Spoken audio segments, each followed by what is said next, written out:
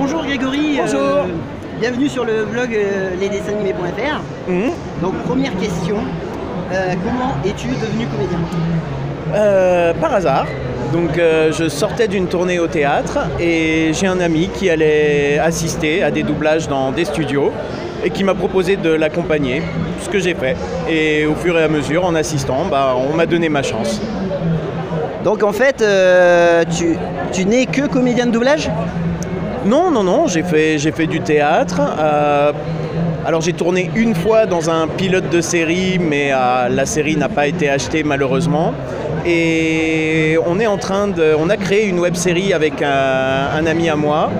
On est en train de tourner pas mal d'épisodes et elle devrait être en ligne d'ici quelques mois. Donc j'espère qu'elle plaira. Ah, c'est super ça. Donc justement en fait au niveau des doublages, ce qui est assez marquant dans ton travail, c'est que tu fais énormément de personnages secondaires et on s'en souvient vraiment bien quoi à chaque fois.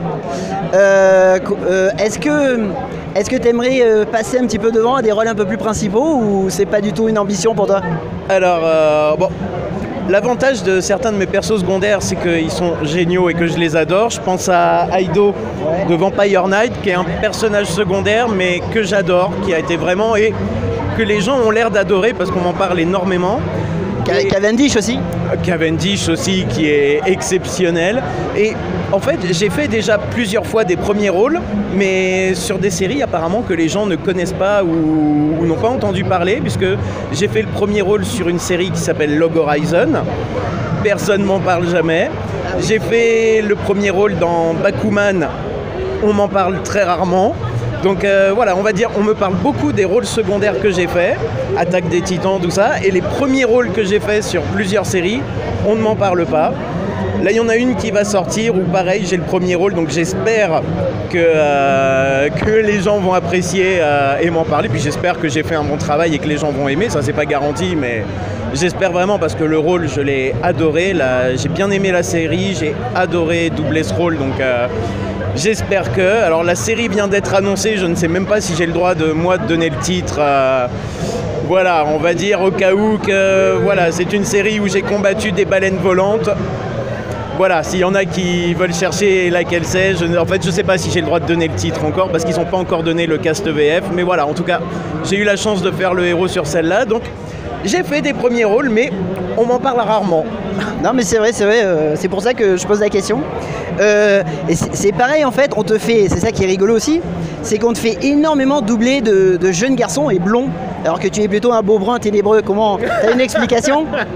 Alors beau, malheureusement j'aimerais bien, mais alors pas vraiment. Puis en plus photo et caméra je me trouve immonde, mais bon c'est pas grave. Mais oui, on me fait doubler énormément de jeunes garçons et très souvent blonds. Et l'autre particularité qui m'amuse beaucoup, c'est que des fois on a l'impression que je suis casté non pas à la voix mais à la coupe de cheveux. Puisque dans Belzebub, au moment où j'ai doublé mon personnage dans Belzebub, j'avais exactement la même coupe de cheveux que lui. Dans All Out, je double un perso secondaire et j'avais la même coupe de cheveux que lui, les cheveux longs, tout ça. Et il y a plein de séries comme ça où à chaque fois, mes personnages ont exactement la même coupe de cheveux que moi.